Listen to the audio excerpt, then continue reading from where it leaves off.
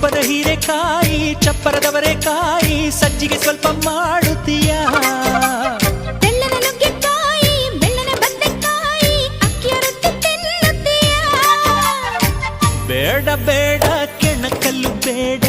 ತೊಂದ್ರೆಯಾದ್ರೆ ನಿಂದಿಸಬೇಡ ಮೆಚ್ಚಿಕೊಂಡ ಗಂಡೆ ನಿನ್ನ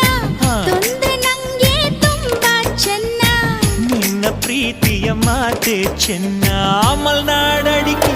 ಮೈಸೂರು ವಿಳದೆಲೆ ಬೆರೆತರೆ ಕೆನ್ನ